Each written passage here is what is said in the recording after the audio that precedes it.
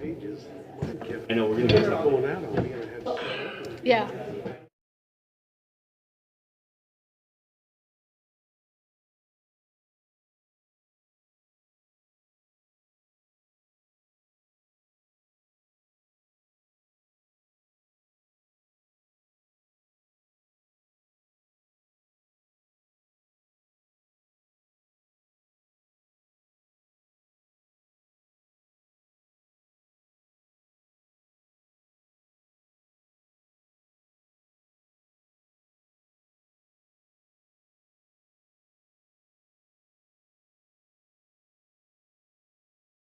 Wow.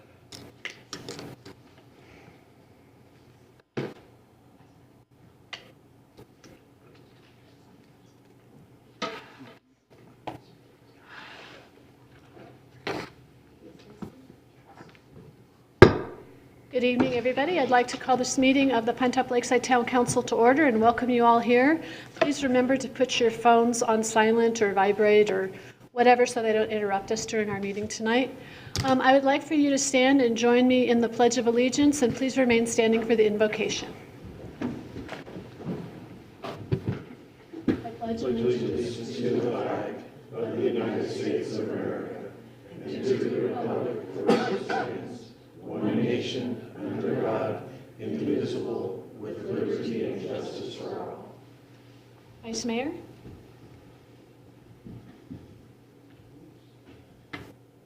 Our eternal Father in heaven, as we gather together in this town council meeting this evening, we are so very grateful for this beautiful community in which we are able to live. Thankful for this country and the freedoms that we enjoy here, and as such, we are mindful of those who serve in our armed forces who protect us and protect our freedoms, and pray that Thou would watch over and protect them and their families. Likewise, we're thankful for our police officers, our firemen and EMTs who protect us here in this community, and pray Thy blessings to be upon them and upon their families as well. We are thankful for the moisture which Thou hast sent to our lands, and pray now that Thy Spirit will be with us this evening, that we might have wisdom and understanding as we deal with the issues before us and do what's best for the residents of this beautiful community in which we live. And we ask these blessings in the name of Jesus Christ. Amen. Amen. Thank you, Councilor Buse. Item B on our agenda tonight is call to the public. This is a business meeting of the Town Council. The town values and welcomes public input. Please address the council as a whole and not individual council members. Do not address staff or members of the audience. Council action on items brought up and called to the public is limited by the open meeting law. Council may direct staff to study the matter and reschedule for further consideration at a later date. Items on the agenda are not heard and called to the public, and individuals are limited to 3 minutes. I would like to call on Councilor Craigbaum to introduce her family that's here tonight, please. Thank you, Mayor Irwin. Fellow council members, I would like to introduce my family that's here with me tonight. My husband, David, my daughter, Mary, my son, Henry, and my granddaughter, Gigi. They came up just for a couple of days. Welcome. We had a swim meet in Mesa today, and so just barely made it back for this. Thank you. Okay, well, enjoy your visit, and thank you for coming tonight. Anybody else wish to address us and call to the public? Okay, we'll move on then to item C, which is our consent agenda. All items listed are considered routine matters and will be enacted by one motion of the council. There will be no separate discussion unless a member of council requests that an item or items be removed for discussion. Council members, however, may ask questions without removal of the item from the consent agenda, and items removed are considered in their normal sequence. We have 3 items on the consent agenda tonight. Are there any questions or comments? Vice Mayor? I move to approve the consent agenda. I second that motion. Thank you. Is there any further discussion? All those in favor, please signify by raising your right hand. Thank you. That carries unanimously. Sorry, I'm having a little technical difficulty here. Item D is business before the council. Public comment will be taken at the beginning of each agenda item, either before or after It has been announced by the, after the subject has been announced by the mayor and explained by staff. Any citizen who wishes may speak one time for 5 minutes on each agenda item, either before or after council discussion. Questions from council members, however, may be directed to staff or a member of the public through the mayor at any time. Item D is Town of Pinetop-Lakeside Proclamation of Women's History Month. Bear with me for just a moment, I'm sorry.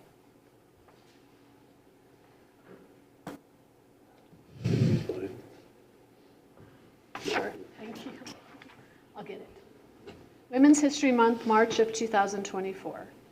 Whereas women in Arizona's history have transformed the state and entire nation through leadership in a wide range of fields, including elected and appointed public service, military service, public safety, entrepreneurship, business, education, medicine, the arts, philanthropy, and charitable service.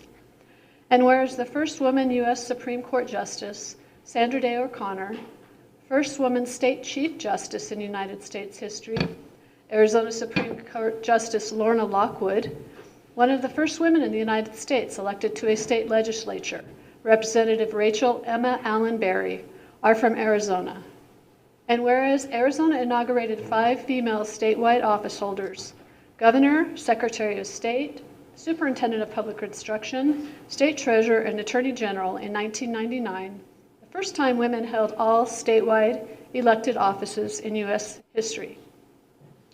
And whereas Arizona became the 10th state to grant women full voting rights in 1912, nearly 8 years before the United States Congress ratified the 19th Amendment and granted women the right to vote nationally. And whereas Arizona celebrates the women whose tenacity, courage, and grit contributed to the development and continued growth throughout Arizona communities. And whereas women working in the healthcare and medical industries throughout Arizona have made history during the pandemic, including those who have dedicated time, energy, and resources to vaccinating Arizonans and saving lives. And whereas 39 women are currently serving in the Arizona State Legislature, and whereas women from across the United States have contributed to the achievements, prosperity, and continued growth of our nation, and these examples of leadership and determination should be honored and recognized. And whereas Congress passed legislation in 1981, which authorized and requested the President to proclaim the week beginning March 7th, 1982, as Women's History Month.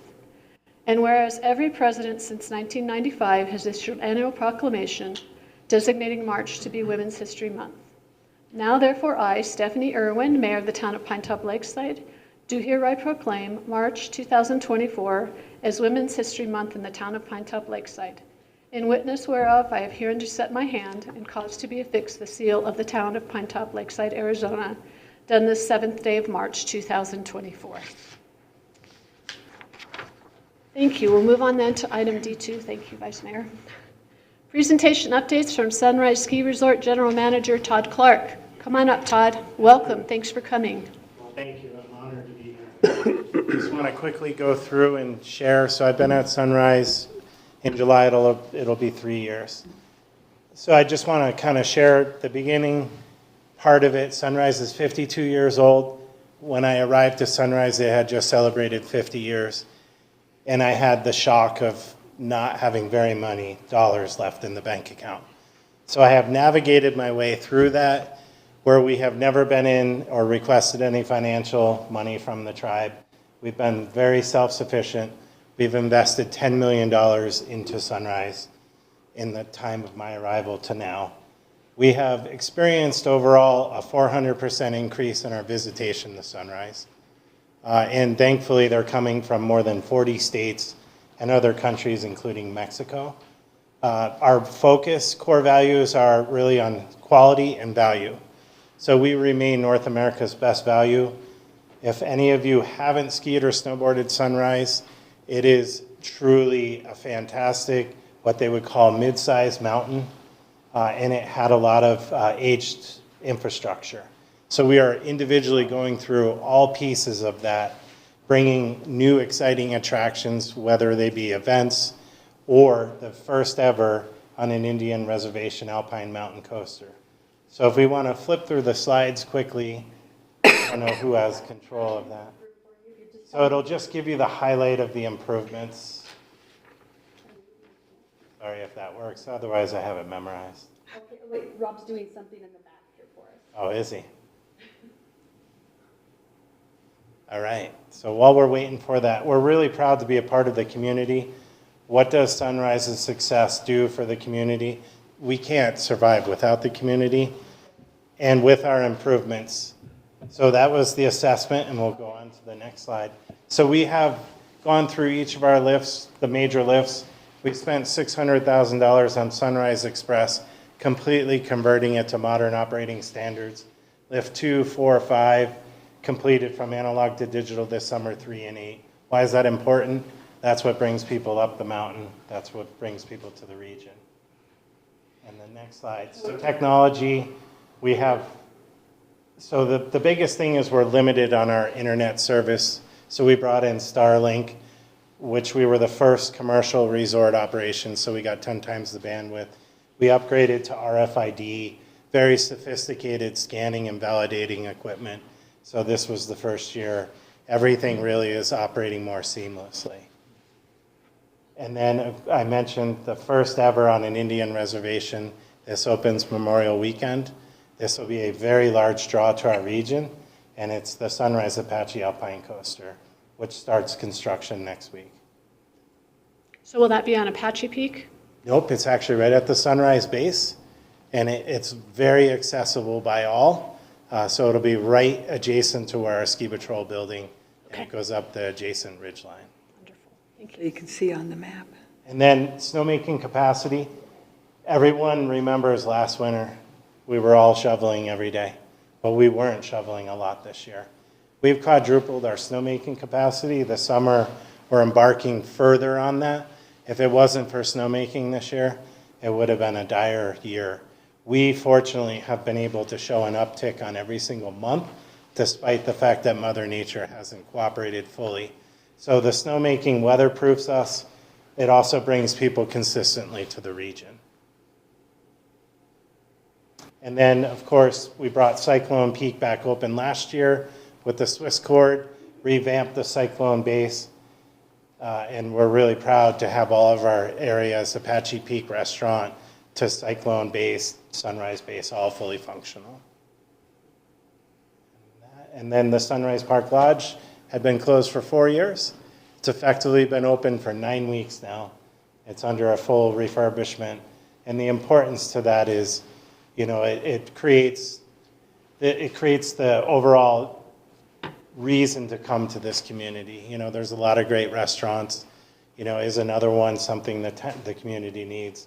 It's been really helpful because it helps close the gap on making Sunrise a destination. And then, of course, all of our buildings all got painted. They all no longer look like they are distant relatives. They all follow a similar color scheme. And then we've invested heavily in equipment, snowcats, which is $500,000 every time you bring a new snowcat in. So we bought one at the end of last winter, and we're in the process of buying another one right now. And that summarizes it. But we're proud to be a community member, and we have our foot on the throttle. Every day we get better, and we appreciate your support. Thank you, Todd. Does anybody have any questions or comments? Who's going to be the first on the coaster? Keith? All right. I've experienced that up at Purgatory, Yes, and so it is a lot of fun. it is. Yeah. Quick question, are you going to be bringing back Big Mountain Enduro bike, That is a great question. Not Yeah. only is the Big Mountain Enduro returning, the downhill Big Mountain Enduro, as well as the junior Big Mountain Enduro, and then we're in talks with another bike race this summer. So we're slated to have 4 different events this year. That's wonderful. Make sure you keep us posted, and I know that Tyler and Annie speak quite frequently, because we're more than happy to share what you've got going on, because as you said at the beginning, we all depend on one another, and it's very exciting what's going on. Absolutely. I might be right behind Keith, but I'm not sure. Well, you should it's bump them better out of the than way. There you go. We'll give you the first ride. better than the Alpine slide. It is. It's Got a safer. good scar on this arm. So. Yeah. Yeah. Well, thank you very much. Okay, I would just Thank you. agree, it's a great place to ski. I gave it up about a year and a half ago, but I love downhill, and it was just a wonderful place to ski. It is. We're Fresh making powder, no people, during the week. It's great. I mean, that's not good for your business, but Well, it's that's great for changed skiing. a little bit, so we're a lot busier now. Yeah. We've smashed every previous record for any month. So. Yeah, that's good. Yeah, you're a great asset to the area. Mayor? Yes. What is the end of the season this year? So it'll be Easter Sunday, which is March 31st. So we're daily through March 24th, and then Friday through Sunday for the final weekend. Okay. So we've been crawling to the finish line with the lack of snow. So we're hoping to get some out of this storm. It's trying. It's It is. trying, anyway. It is. Okay, well, thanks again, Thank Todd. you. We appreciate it. Anything we can do to help, we're right here. Thank you. Okay. We'll move on to item D3, which is a discussion and consideration of resolution number 24-1701, formally approving the revised Tejido Plan as the revitalization plan for the town of Pinetop-Lakeside. Jeremiah. Good evening, Mayor, Vice Mayor, and Council. Some of you are aware that the Tejido Plan has been around for some time, since 2006. It was initially crafted by the Tejido Group, Dr. Mark Frederickson, and some students from the University of Arizona, I believe. And we sat around. We were never able to do anything with it, unfortunately, because we lacked funding to make any of the ideas happen. It did have good reception, my understanding. Of course, initially there was some pushback, but after they began working through some of the kinks and identifying different nodal areas where increased density would be an allowable use, it was the plan was received pretty well, actually, by the community.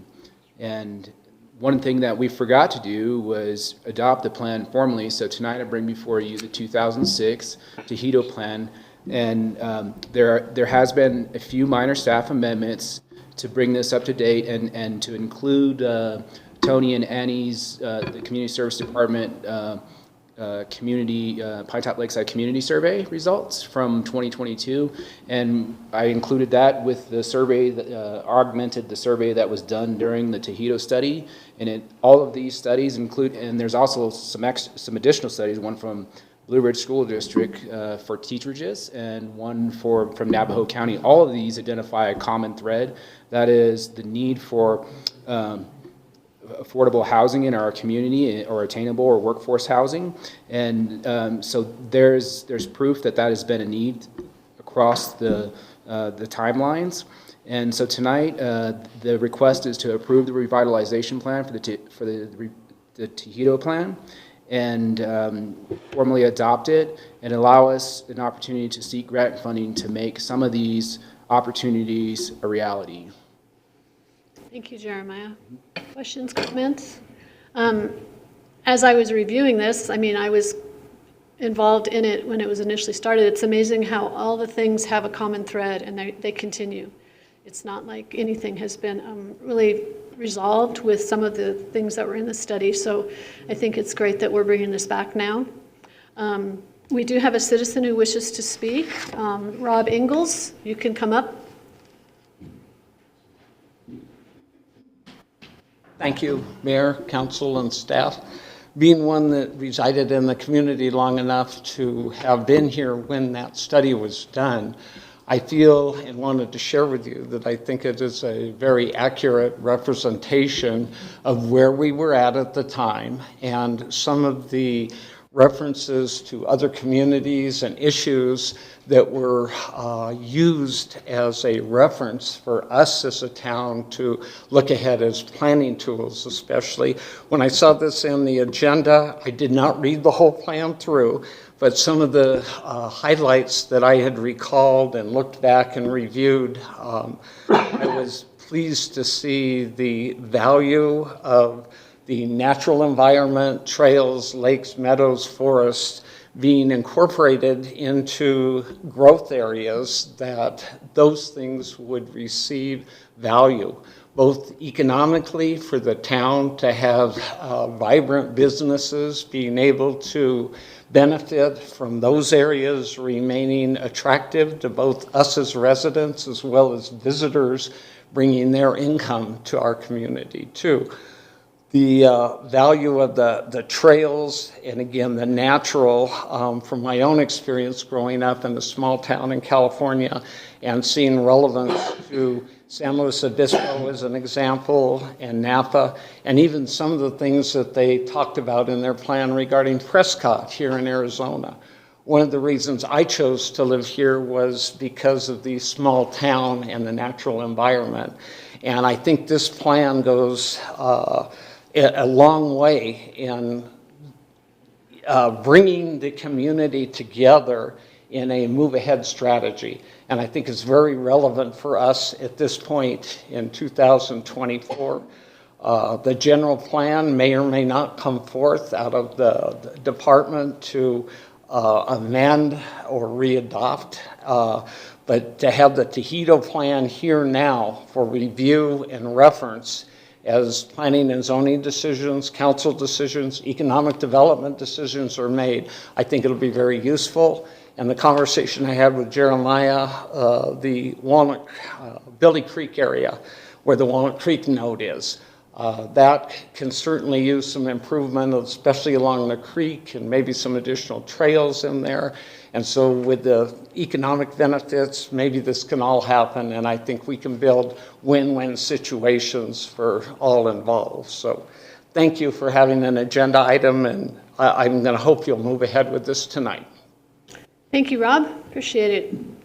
Any questions, comments, concerns on this? Jeremiah, do you have anything else you'd like to add? I think Rob's comments pretty much summed it up. I just feel like this was a very well thought out plan. There was a lot of effort put into it, and I think that nodal development is key because it doesn't say all this needs to go forward. It says, when funding becomes available, then pieces of this can be built. So I think it's a very solid plan. It's one of the best I've seen, honestly. Thank you. Mayor.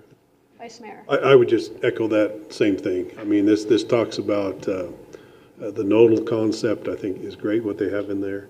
And it refers quite often to smart growth, which all of us want to see happen. So I think it's an excellent plan too.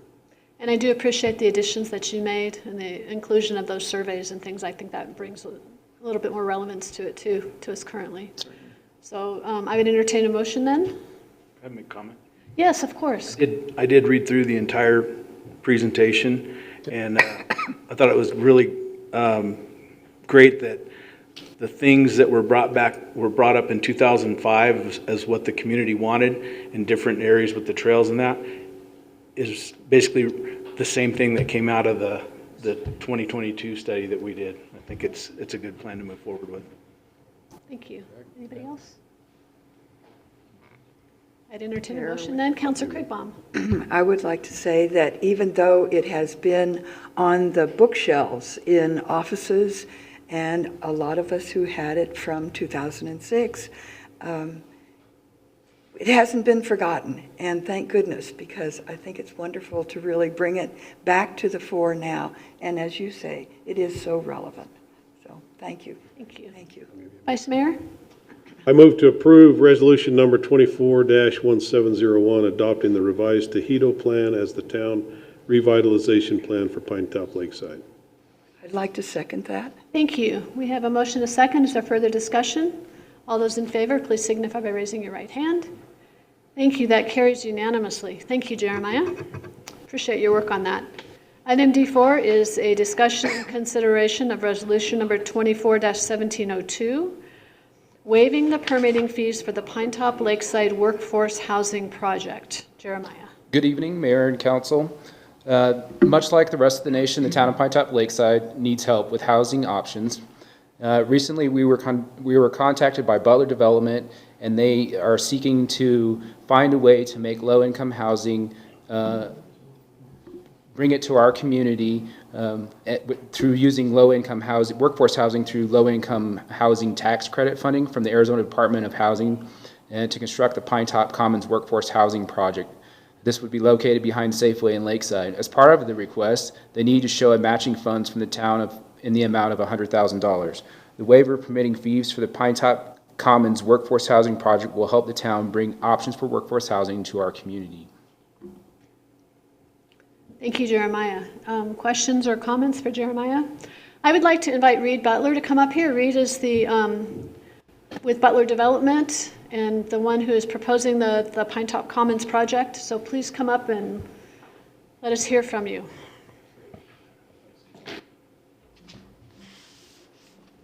Thank you, Mayor. Reed Butler. I'm the owner of Butler Housing Company. My wife is with me tonight. She's a partner in Butler Housing Company, Shauna Leach. We call this being voluntold, if you understand what I mean. But Shauna's been a partner in our company for over 20 years. I've been in the housing business for over 40 years. I'm based in Phoenix, a longtime resident of Arizona since about 1959. We actually began working in this area 5 years ago with a landowner named Jerry Tokoff. When Jerry agreed to make a gift to the town of a 57-acre land parcel, we worked with the mayor, we worked with the town staff on this. Many on the council are aware of this as well. That gift was completed in 2020, actually right before the pandemic came in. And that land is now owned by the town, all the land that is behind the Safeway. This site is also owned by Jerry Tokoff. It's a little bit to the right, a little bit to the east of that site. And we're actually working on the portion that's on the backside of Billy Creek. This, as Jeremiah said, every community needs more housing, all kinds of housing. This housing is for your workers to keep them in your town. You think of your first responders, teachers, government employees, service workers. Generally, it's all your workers who make somewhere between about $20,000 a year and $40,000 a year. They have a hard time finding housing in your community. This program, which was actually begun in 1986 under President Reagan and implemented in the 90s under President Clinton, is a bipartisan approach that brings private money, private capital into your community. We will invest about $32 million in this project, privately financed. The town is making an important contribution to this, which, as Jeremiah said, is what the state looks for, to make sure we have local support so we can submit a really compelling application. We're doing a project similar to this right now in the town of Miami, which I'm always told I got to say Miami, for those of you who know. But in that situation, we're restoring a 100-year-old historic school, and we're converting that school into housing for families in Miami. Same issue. They have a crunch where a lot of their workers have to live in Metro Phoenix to be able to find the housing they need and then drive up the hill to work in Miami. I don't know that you have that extreme of a condition here, but you may have a similar condition here where people have to drive a long way to their jobs to be able to work in Pinetop-Lakeside, but they might not live in Pinetop-Lakeside. The rents, one of the benefits of this program, we're actually required to keep our rents low as opposed to push the rents high. The rents will range from $400 a month to just under $1,000 a month. $400 a month to just under $1,000 a month. These are for families that might be families of 2, 3, 4, 5 people. It actually becomes something that fits into a family budget. It helps a lot to have a location near where their job is or where they do all their family activities, because then they spend less time in the car and they spend less money on a car. It's an important point to be at this kind of a location. We are working with the town on a bridge. A bridge needs to be constructed, which will actually access our site, but also access your recreation site, the 57 acres that you have. So it's a 2-for-1 on the bridge. Your staff has worked on a couple of grants. Those grants could be decided this summer. There's a state grant, there's a federal grant. Potentially those will come through this summer. So the idea is, while the town is working on the grant for the bridge, we're working on this application for affordable housing tax credits. We make our application on April 1st. The decision comes out on June 1st. So literally this summer, we may learn that the bridge is funded and the housing is funded at about the same time, throughout June. Now, as you know, these kind of grants are super competitive. Super competitive. So we are working with the town to make sure we score all the points that we can to win. So we are very pleased with the partnership that we have with the town. The mayor has been involved in many conversations with us about how to keep this project moving. We appreciate your work on that, Mayor. If we get an award in June, and if we get a bridge award in June, a bridge grant awarded in June, potentially this project could start construction in about a year. It might take longer than that to get everything ready. But potentially we could start in 2025, might be a little bit later than that, and then it will take about a year and a half to build the project. So this is long-range planning. It wouldn't be open until about 2027 or so, but we have to do the work now. I'm happy to answer any questions. So I have a couple questions for you. We're talking about incomes of 20 to 40,000 for a family of how many people? The family sizes will range because we'll have 1-bedroom and 2-bedroom and 3-bedroom apartments. So you could have a family of 2. You could actually have a family of 6.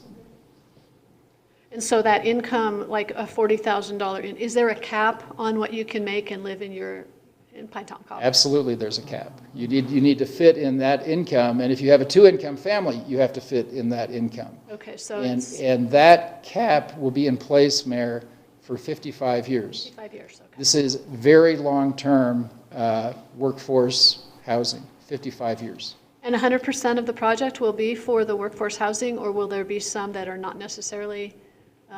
Right now, it's 100% workforce. We may put in maybe 10 or so market rate apartments, but I don't think so. I think we're going to stay at 100% workforce. Okay, thank you. What other questions, anybody? I have a couple. Yes, Vice Mayor. Appreciate you doing this. We certainly need it, that's for sure. 80 units, I understand. What's the configuration going to be? How many buildings do you anticipate?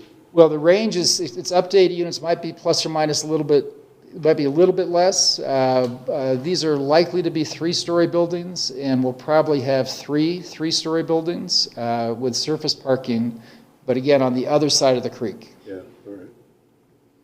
Thank you. Okay, and if we do build the bridge, it would be on town property, but it would provide access to your property, so it's really a win-win for everybody. And I think your staff would tell you, Mayor, that it helps the application for the bridge to also be supporting workforce housing, right? It's a 2-for-1. Yes. We help each other have better applications. Okay, and you're getting your points, so we're working hard on that. We will have a very strong score, and the votes you're taking tonight, well, the project couldn't go forward without the votes you're making tonight. It's that simple. You cannot do projects like this without strong support from the local community, period. I think a project like this would go a long way towards helping with our workforce housing.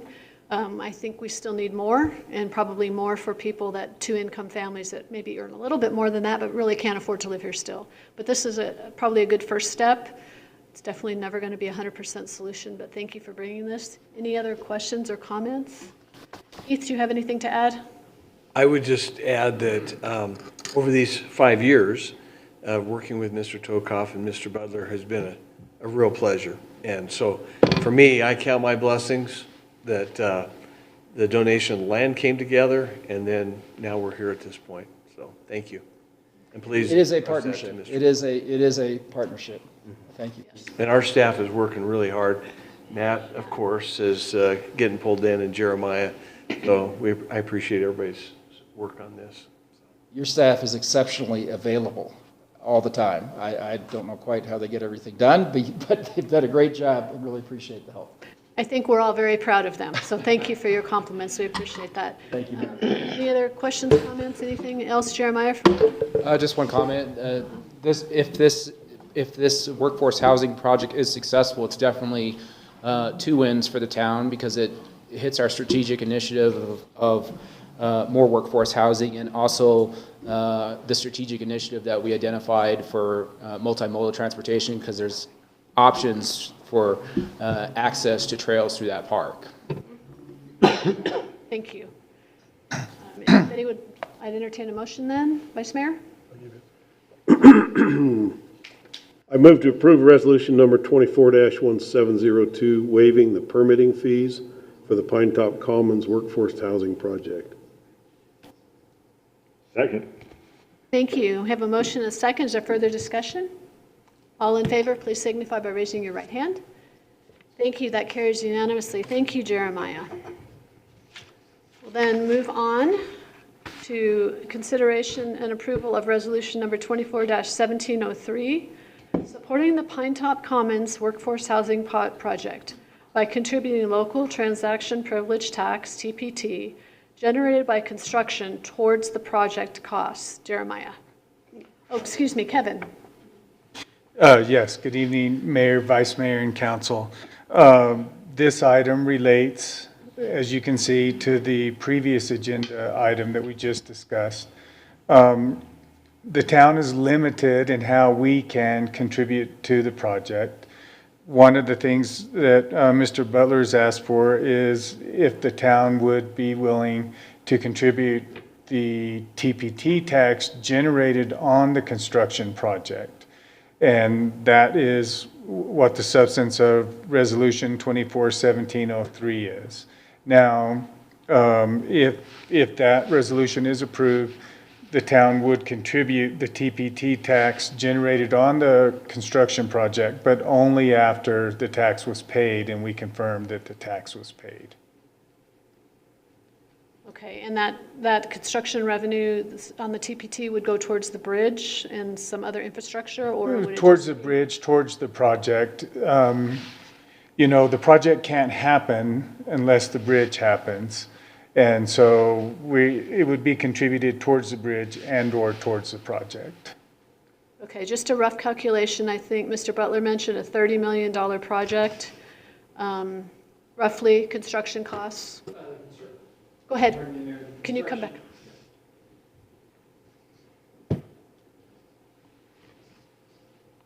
Thank you, Mayor. The construction costs are about 25 million of the 30 million because there's costs for land and architecture and other soft costs, financing costs. So the calculation, the formula for the town's share of the contracting sales tax would be on 25 million. And to expand Kevin's comment, there's other public infrastructure that needs to get built. That's where I think the funds will end up going, is toward the bridge, but also water, sewer, the public infrastructure that has to come through. And the benefit of that, it also serves your land. So if you end up with a recreation amenity that might have restrooms, might have other activities there, this public water and sewer infrastructure that would come through with the bridge would also serve your land. Absolutely. Thank you. So based on my calculation, just kind of roughly, that would be about $487,500 based on $25 million in hard construction costs. So that's what the town would be contributing back towards this project. And that would be spread over the, the construction period, of course. Of course, Yeah. as it comes in, we would, So yes. it's not like a lump sum we have to pay, yeah. No, only after we confirm that the taxes have been paid and You collected. just rebate it to them. Right. Okay. Sounds like a plan. Vice Mayor? Now, we, for this project, Joe, I mean, we have to contribute X amount. What is that amount anyway, right? I'm not sure that there's a set Oh, dollar I thought there amount. was 100,000 or something like that. No? They asked for a rebate of $100,000 on the permitting costs, which that number will not go to 100,000. So that first resolution we just passed is about 33,000, and then this one. So it'd be about 520,000 roughly that we would be into that. Does that sound about right, Reed? On a $25 million project. Right, right. And it could go up, it could go, that's just for estimating purposes right now. Would all of that 20, I mean, the material portion would certainly be subject to TPT, but I'm not sure about the labor part. So construction is taxed at 65% of the whole project and then at the 3%. So Okay. that is at the So that's how they get 65% there. of it. Okay, thank you. Sure. And I do have one other question is, Go ahead. are you going to use local labor or are you going to bring it up from the valley for the construction? Mayor, so Councilman Smith, it's always a combination. It's always a combination. So the contracting has to be bonded and guaranteed. So we typically use a GC out of Metro Phoenix that does the bonding and the guarantee. And then they will bring both trades from Metro Phoenix and trades from here. What we find is a lot of the labor comes from here. So you might bring a framing contractor from Metro Phoenix that has the capacity to do a multi-million-dollar job, but they need local trades. And we will have a program to encourage like a local job fair for local trades. We'd like that. It's, Yeah, we'd like as much as you can bring, to the local. the local workforce, trade. when we've done this in other towns, Prescott, now the town of Miami, the local workforce usually has an extremely good work ethic. I'm not going to be critical of the work ethic of the Metro Phoenix workforce, but the local workforce, because they're building housing for their community. And so they tend to have a really good work ethic. Plus, they're familiar with your weather conditions, and some of the workforce out of Metro Phoenix is not familiar with your weather conditions. And we have hunting season. That is attractive to the contractors. I have to acknowledge that. Yeah. We also learned on our project in Prescott that many of the local workers like to bring their dogs to the job site. That's not always good. Okay, thank you. Thank you. Thank you. Any other questions, comments, direction? Vice Mayor? I move to adopt resolution number 24-1703, supporting the Pinetop Commons Workforce Housing Project by contributing local transaction privilege tax generated by construction towards the project costs. I'm going to second that. Is there further discussion? All those in favor, please signify by raising your right hand. Thank you. That carries unanimously. Reed, we look forward to the success of this. Please keep us in the loop by the 1st of June, right? We should know whether you've gotten the credits. Thank you. Thank you for being here tonight. Nice to meet you, Shauna. We'll move on then to item D6, which is a public hearing, decision and consideration of ordinance number 24-469, amending Title 12, Chapter 12.12, Sidewalks and Public Places, and Title 6, Chapter 6.04, Animals. Matt. Good evening, Mayor and council members. Tonight I bring forth to you the change to our athletic fields. I think the most important thing tonight is we've spent a significant amount of money over the years in our athletic fields, and we've taken on a very proactive approach of getting them in sports quality. As you guys have all approved in previous years, we've rebuilt the soccer fields, we made sure the lighting are work, and we've put hundreds of thousands of dollars into the fields. However, we continue to have issues with dogs on the fields, and as some of you are aware, when they go to the bathroom on the fields, it actually kills the grass. And it's become more of a problem. We've always tried to work with the local citizens, but it's come to a point where we're having other issues, where we're having aggressive animals or we're having aggressive owners, and we've gotten to the point that we believe it's time that we need to make a decision on what those are meant for. Are they meant for sports or are they meant for dogs? And that's the point we're at tonight. So we've brought forward a change to the code to resolve this and not allow dogs on our athletic fields like most other communities do. Thank you, Matt. Same as. But same as. Same as, Yeah. yeah. Sorry, I apologize. That's okay. Chief, do you want to add anything?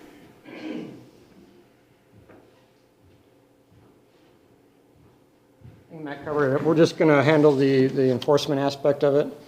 So we're willing to work with Matt's crew. Whenever there's an issue that pops up, and we can do routine monitoring of the parks to make sure that folks are following those rules out there if it's passed. We can, enforce, just basically verbal warnings to folks, clear up to misdemeanor charges if there's repetitive offenses. So, but we like to, keep it as an educational experience at first. But if it's an ongoing problem, we'll have to probably, take it farther. So. Okay, thank you. Thank you. Any council members have questions before I open up to the public? Councilor Smith? So are you planning on putting just a lot of signs up to start, or what? Yeah, we'll start with signs. It takes some time before this will be effective.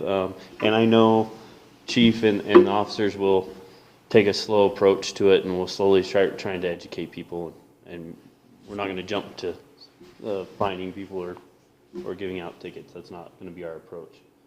But we need to educate them, and we need to stop the behavior that we have. Well, I think a fine is appropriate because if you don't start enforcing it with fines, people will just keep, abusing the. I think, and I'm kind of speaking for Chief, but I'm assuming that he'll document every time he talks to somebody. That's kind of what we do now. And so if they do it again, we'll know that they're Second offender, third offender, all that. Have a sliding scale on the fines or something. Yeah, I'll let Chief. Let it double every time. Every time we have a call for service, that's documented in our CAD system. So if we talk with somebody a second, third time, we'll know of those previous conversations we had with them. So. Okay, thank you. Does that answer your question? It did. Okay, Thank good. you. Okay, this is a public hearing. Is there any member of the public that would like to come up and address this issue tonight? Okay, seeing none, we'll go ahead and close the public hearing. Any other comments, questions? As a dog person, it makes me kind of sad that we can't run our dogs out on the fields, but I do understand that not everybody's a responsible pet owner, and we need to look at the good of the community, so I do think this is a good thing. Vice Mayor? I'd like to add, I think it's a good thing. I think it's something we need. And some would argue, well, you got a lot of elk droppings out there on the fields, but I'd much rather roll in elk droppings than dog droppings. But that being said, I do think that we need to have an alternative. I mean, we've discussed that, and I think we need to have some kind of a dog run, again, and nothing extensive, but somewhere where we can push these people to the first time they're talked to and say, hey, you can't do it on the field anymore, but we've got something going up over here or somewhere where you can take them to do that. I just think we need to have some alternative for them. Yeah, and we had our budget meeting yesterday, so that was obviously brought up, and I wanted to just say that we're starting down that path, and we'll look into and we'll bring back all of that information to you guys to make a decision on if that's something we need to move forward with or we stay away from it. So we'll hopefully in the next, give me 2 months or so, and I'll get back to you guys on that, and we'll get it resolved. Thank you. Thanks, Matt. Anything else? Vice Mayor? I move to approve ordinance number 24-469, amending Title 12, Chapter 12.12, Streets, Sidewalks, and Public Places, and Title 6, Chapter 6.04, Animals. I'll second that. Thank you. We have a motion and a second. Is there any further discussion? All those in favor, please signify by raising your right hand. Thank you. That carries unanimously. Thank you, Matt and Chief, for your work on that. Item D7 is our Town Council Committee Liaison and Town Manager Monthly Reports. I'll start with Councilor Krigbaum. I have no report, thank you. Okay. Councilor Phillips? I attended the Humane Society meeting this month, and I got to meet their board. It was a good meeting. They're working on their annual budget. But for information for the community, they are overcrowded. They have lots of puppies. They had so many dogs with puppies, they're actually keeping them in the administrative area because they don't have enough kennels. So if you know anyone who wants an animal, go see the Humane Society. Okay. Thank you, Councilor Phillips. Vice Mayor? Just a couple things from the museum. They are planning on opening the second week in April and being open Tuesday, Wednesdays, and Thursdays from 10 to 2. Someone can always call for a special tour at 928-207-8164 to set up a special tour there. And they're always looking for volunteers to help take people through the museum. So that's it for the museum.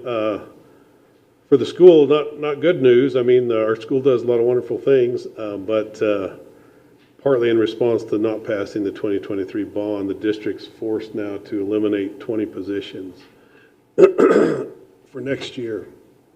18 of those will be teachers, which is going to increase class sizes and that kind of a thing. Have not a positive effect on those things.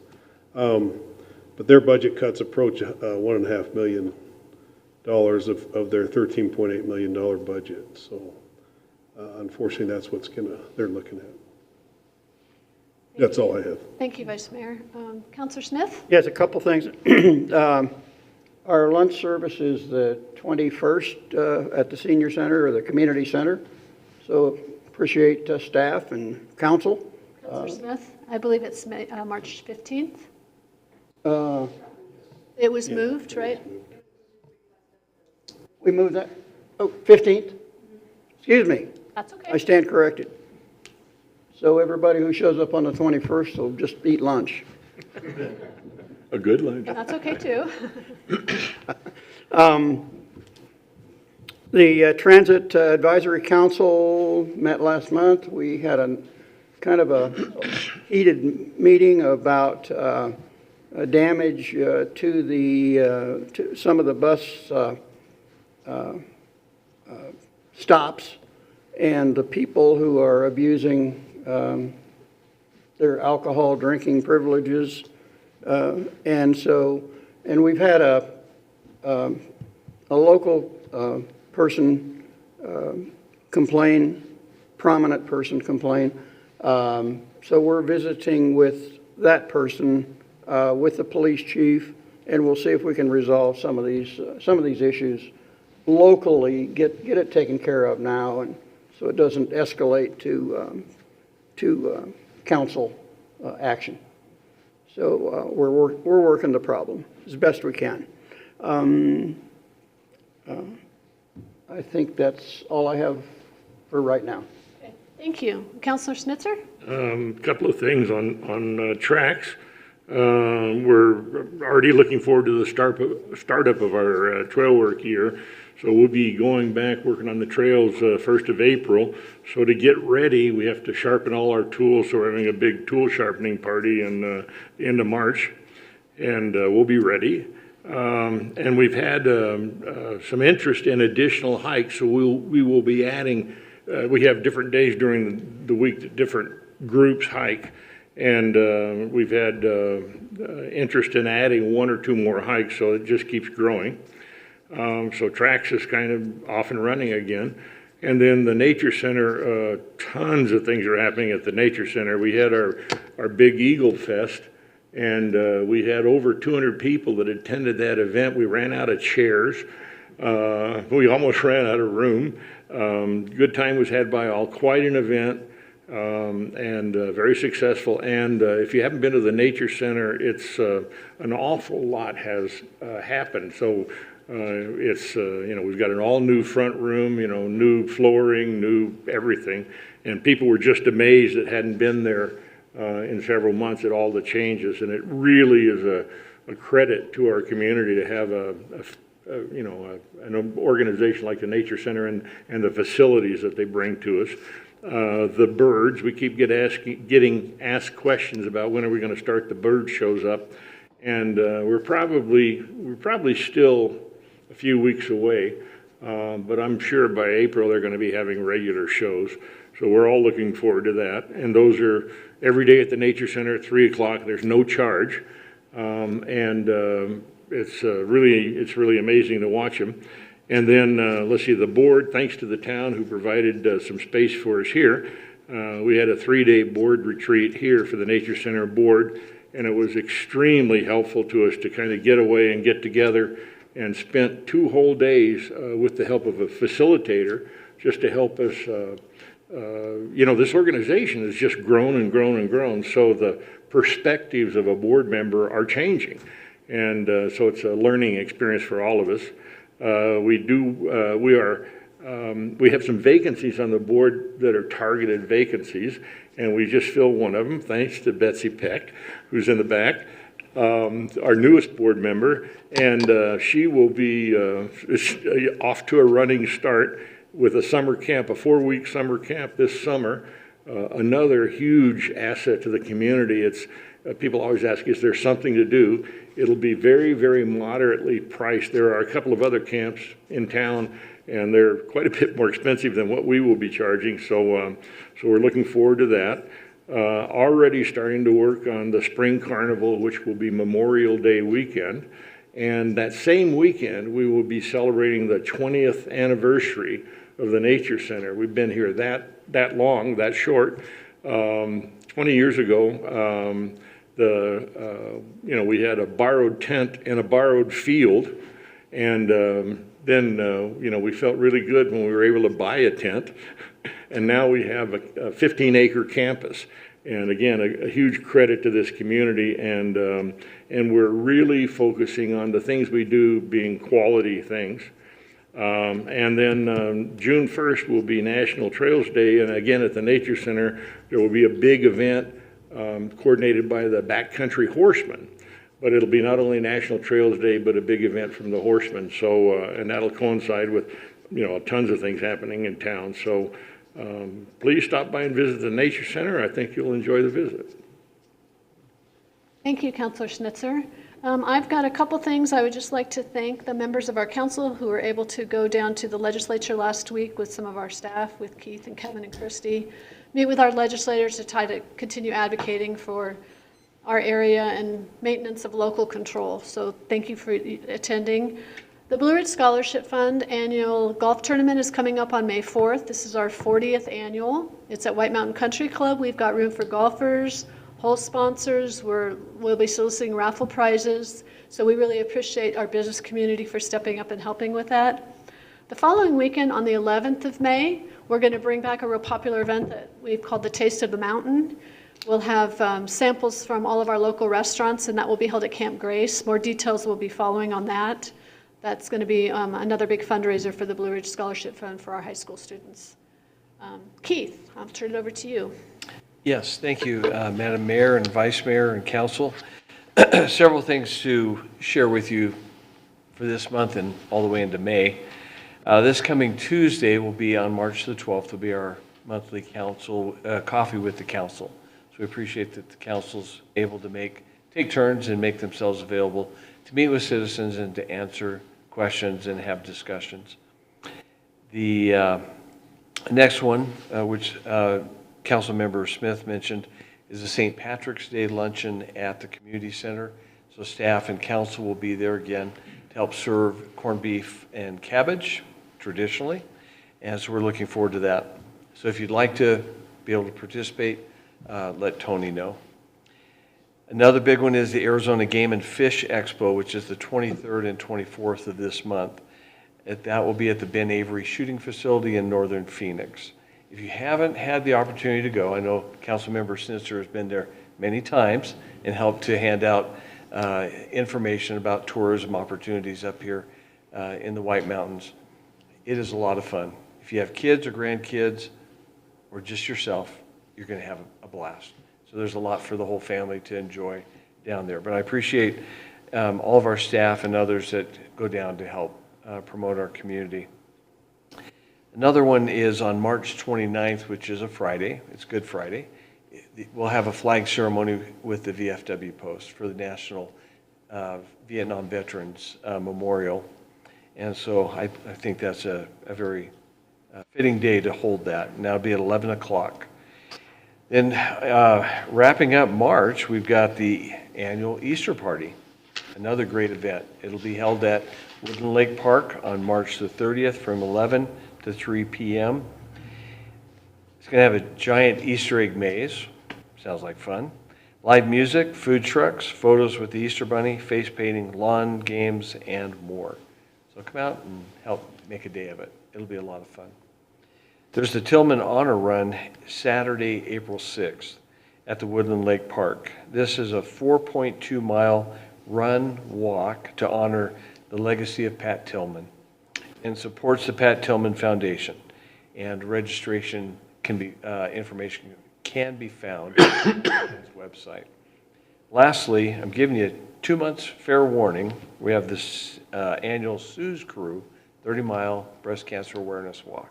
It's a very worthy cause and helps promote awareness and blisters if you do the whole 30 miles or less. I think I had blisters within, 3 miles last time. That was a long walk for the rest of that day. But so I'm giving you fair warning. Get ready, staff. We have a team I think we have 11 or so that have signed up from the town.